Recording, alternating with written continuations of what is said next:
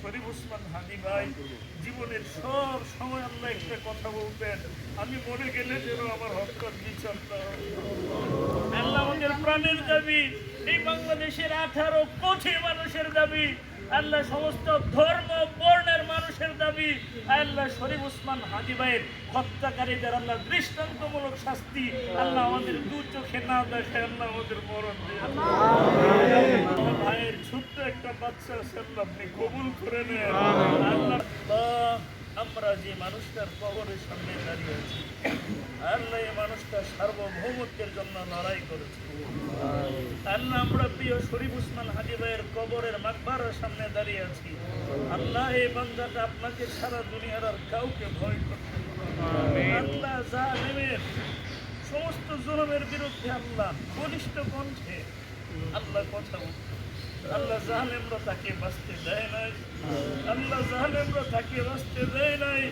আয় আল্লাহ দেশীয় এবং বৈদেশিক সমস্ত জুলুমের শিকার হয়ে আল্লাহ আপনার বান্দা আল্লাহ আপনার সান্নিধ্যে চলে গিয়েছে।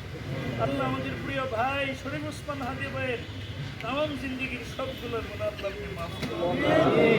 আল্লাহ ভাইয়ের কবরকে জান্নাতের বাগান বানায় দেন, আল্লাহ জান্নাতের আলা মাকাম দান করেন, জান্নাতের সর্বোচ্চ মাকাম ফিরদাউসের অধিকারী আল্লাহ আপনি বানায় দেন। আল্লাহ শরীফ ওসমান হাদি ভাইয়ের চেতনায় আল্লাহ আমাদের উজ্জীবিত হওয়ার তৌফিক দিয়ে দেন। আল্লাহ দেশকে রক্ষার্থে, দেশের স্বাধীনতা সার্বভৌমত্ব রক্ষার্থে আয় আল্লাহ সাম্রাজ্যবাদী আধিপত্যবাদী সমস্ত বিরোধী শক্তির বিরুদ্ধে আল্লাহ বলিষ্ঠ কণ্ঠে আমাদের কথা বলার যোগ্যতার তৌফিক দিয়ে দেন। আল্লাহ আমাদের পাশে দাঁড়িয়ে আছেন কিলাব মঞ্চের মুখপাত্র আমাদের আব্দুল্লাহ জাবের ভাই, আল্লাহ জাবের ভাইকে আল্লাহ দেশের জন্য আপনি কবুল করেন, আল্লাহ তরুণদের জন্য কবুল করেন। আল্লাহ নাসিরউদ্দিন পাটোয়ারি ভাইকে আল্লাহ হায়াতে তৈয়বা সিহহাত আর আফিয়াত দান করে দেন। আমিন। নাসিরউদ্দিন ভাইয়ের কণ্ঠকে আল্লাহ দেশের জন্য আপনি কবুল করে নেন। আমিন। আল্লাহ নাসিরউদ্দিন ভাইয়ের সহযোগী সহযোদ্ধা হিসেবে আল্লাহ আমাদের কবুল করে নেন। আমিন।